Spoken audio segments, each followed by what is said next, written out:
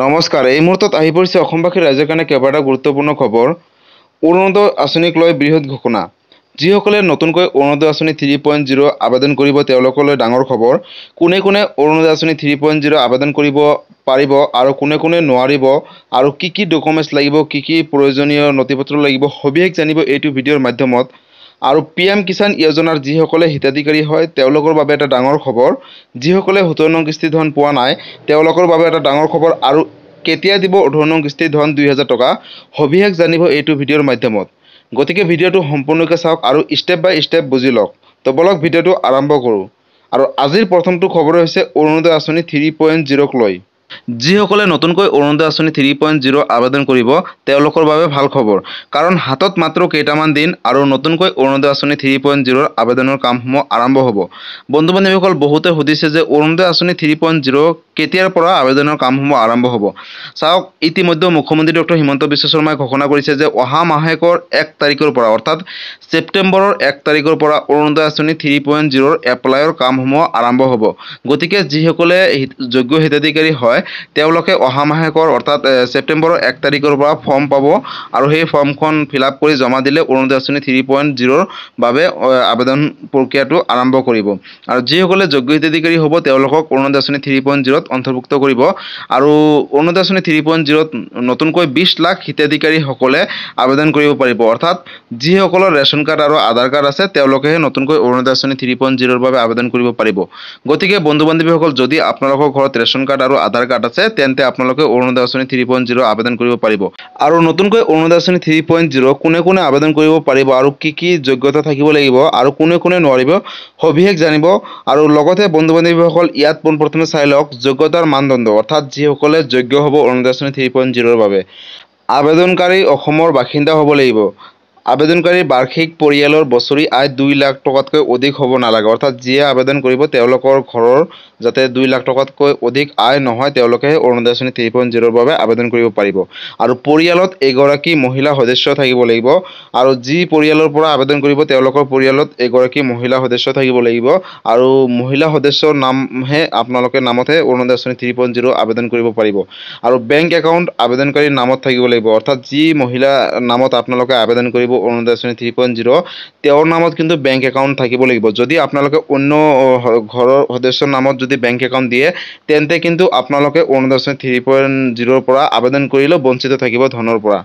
আৰু বন্ধু বান্ধৱীসকল, কোনে কোনে এই অৰুণোদয় আঁচনি 3.0ৰ বাবে যোগ্য হ'ব আৰু কোনে কোনে অযোগ্য হ'ব আৰু কি থাকিলে আপোনালোকে অৰুণোদয় আঁচনি 3.0 আবেদন কৰিব নোৱাৰে, গতিকে ভিডিঅ'টো সম্পূৰ্ণকৈ চাওক আৰু ভালদৰে বুজি লওক। আৰু ইয়াতে চাওক, পোনপ্ৰথমতে প্ৰাধান্য ঘৰৰ পৰিয়াল, অৰ্থাৎ কোনে কোনে আবেদন কৰিব পাৰিব। নিম্নলিখিত ক্ষেত্ৰত পৰিয়ালক অগ্ৰাধিকাৰ দিয়া হ'ব বুলিও ঘোষণা কৰিছে। অৰ্থাৎ বিধৱা, যিসকলৰ ঘৰত বিধৱা মহিলা আছে তেওঁলোকে আবেদন কৰিব পাৰিব। বিবাহ বিচ্ছেদিত মহিলা, অবিবাহিত মহিলা, পৃথক মহিলা, পৰিয়ালৰ কোনো বিশেষভাৱে সক্ষম সদস্য, ৰাষ্ট্ৰীয় খাদ্য সুৰক্ষা আইনৰ অধীনত আওকাণ কৰা হওক বা নহওক দৰিদ্ৰ পৰিয়ালসমূহক অগ্ৰাধিকাৰ দিয়া হ'ব বুলিও ঘোষণা কৰিছে।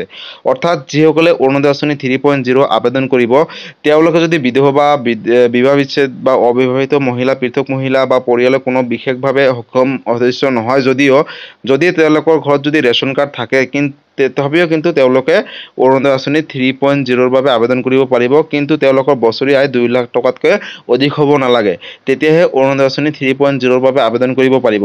বন্ধু বান্ধৱীসকল, আপোনালোকে ইতিমধ্যে গম পালে যে কোনসকলে অৰুণোদয় আঁচনি 3.0ৰ বাবে আবেদন কৰিব পাৰিব আৰু কি ডকুমেণ্টছ লাগিব সবিশেষ জানিব। তাৰ আগতে অৰুণোদয় আঁচনি 3.0ৰ বাবে কোনে কোনে অযোগ্য হ'ব, অৰ্থাৎ অৰুণোদয় আঁচনি 3.0 কোনে কোনে আবেদন কৰিব নোৱাৰিব। গতিকে পোনপ্ৰথমতে চাই লওক, তাৰপিছত আপোনালোকে ষ্টেপ বাই ষ্টেপ কি ডকুমেণ্টছ লাগিব চাব। ইয়াত চাওক অযোগ্যতাৰ মানদণ্ড। তলত উল্লেখ কৰা লোক শ্ৰেণী এই আঁচনিৰ অধীনত সুবিধা লোৱাৰ যোগ্য নহয়। যি পৰিয়ালত মহিলা সদস্য নাথাকে, বৰ্তমান সংসদ আৰু ৰাজ্যিক বিধানসভাৰ সদস্য, সংসদ আৰু ৰাজ্যিক বিধানসভাৰ প্ৰাক্তন সদস্য, পঞ্চায়তী ৰাজ প্ৰতিষ্ঠান আৰু নগৰীয়া স্থানীয় সংস্থাসমূহৰ বৰ্তমানৰ সদস্য, সকলো কৰ্মৰত অৱসৰপ্ৰাপ্ত বিষয়া আৰু কৰ্মচাৰীসকল এই অৰুণোদয় আঁচনি 3.0ৰ বাবে যোগ্য নহয় বুলিও ঘোষণা কৰিছে। বন্ধু বান্ধৱীসকল, যদি আপোনালোকৰ ঘৰত কোনো চাকৰিয়াল আছে বা ধৰক আপোনালোকৰ ঘৰত যদি মহিলা সদস্য নাথাকে তেন্তে কিন্তু আপোনালোকে অৰুণোদয় আঁচনি 3.0 আবেদন কৰিব নোৱাৰিব। আৰু চাই লওক কি আছে। আৰু ইয়াত চাওক যিসকল কৃষকৰ 15 বিঘাতকৈ অধিক ভূমি আছে তেওঁলোকে কিন্তু অৰুণোদয় আঁচনি 3.0 আবেদন কৰিব নোৱাৰিব। আৰু যিসকলৰ ঘৰুৱা সামগ্ৰীৰ মালিক যেনে ট্ৰেক্টৰ, 4 হুইলাৰ, মেকানাইজড নাও, ৰিফ্ৰিজাৰেটৰ অৰ্থাৎ ফ্ৰিজ যাৰ আছে, কাপোৰ ধোৱা মেচিন, এয়াৰ কণ্ডিশ্যনাৰ, যদি আপোনালোকৰ ঘৰত এইখিনি সামগ্ৰী আছে তেন্তে আপোনালোকে কিন্তু অৰুণোদয় আঁচনি 3.0 বাবে আবেদন কৰিব নোৱাৰিব। তাৰ বাবে যদি আপোনালোকে কেনেবাকৈ ধৰক আবেদন কৰিলেও পিছে পৰে যেতিয়া ভেৰিফিকেশ্যনৰ কামসমূহ আৰম্ভ হ'ব তেতিয়া যদি আপোনালোকৰ ঘৰত এইখিনি বস্তু পায় তেতিয়া কিন্তু আপোনালোকৰ নামসমূহ কৰ্তন কৰিব বুলিও ইতিমধ্যে ডক্টৰ হিমন্ত বিশ্ব শৰ্মাই ঘোষণা কৰিছে। আৰু ডক্টৰ যিসকল ঘৰত ডক্টৰ আছে বা ইঞ্জিনিয়াৰ আছে তেওঁলোকক কিন্তু অৰুণোদয় আঁচনি 3.0 বাবে আবেদন কৰিব নোৱাৰিব। বন্ধু বান্ধৱীসকল, যদি আপোনালোকৰ ঘৰত কোনো এনেকুৱা ধৰণৰ বস্তু আছে তেন্তে কিন্তু আপোনালোকে নোৱাৰিব। আৰু তাৰ উপৰিও কি ডকুমেণ্টছ লাগে চাই লওক পোনপ্ৰথমতে। বন্ধু বান্ধৱীসকল, আপোনালোকে চাওক প্ৰয়োজনীয় প্ৰমাণ পত্ৰ অৰ্থাৎ কি নথিপত্ৰ লাগিব।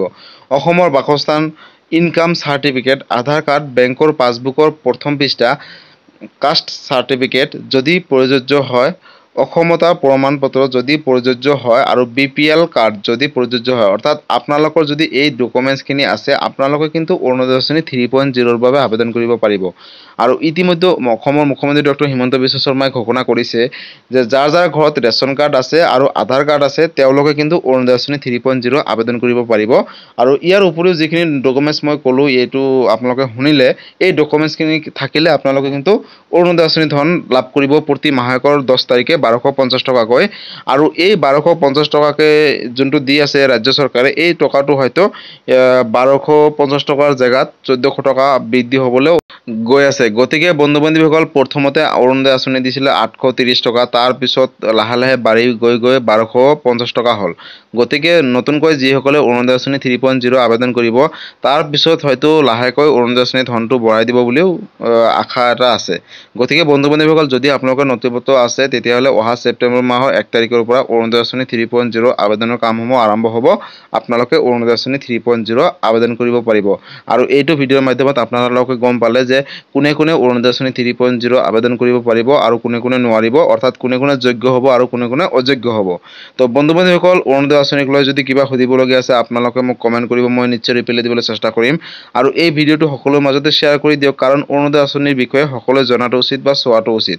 আৰু আজিৰ পৰৱৰ্তী খবৰটো হৈছে PM কিষাণক লৈ, অৰ্থাৎ যিসকলে PM কিষাণ যোজনাৰ ধনসমূহ পাই আছে তেওঁলোকৰ বাবে এটা ডাঙৰ খবৰ। অৰ্থাৎ আপুনি যদি এজন কৃষক হয় তেন্তে আপোনালোকৰ বাবে আজিৰ খবৰটো হৈছে এটা ভাল খবৰ। ইতিমধ্যে কেন্দ্ৰীয় চৰকাৰে অৰ্থাৎ বিত্তমন্ত্ৰী নিৰ্মলা সীতাৰামে বছৰি 6,000 টকাৰ জেগাত 8,000 টকা কৰিবলৈ প্ৰশ্ন উত্থাপন কৰিছে কেবিনেটত। গতিকে বন্ধু বান্ধৱীসকল, যিসকল কৃষক হয় তেওঁলোকৰ বাবে এটা ডাঙৰ খবৰ। বছৰি 6,000 টকাৰ জেগাত 8,000 টকা বৃদ্ধি কৰিব বুলি ইতিমধ্যে ঘোষণা কৰিছে।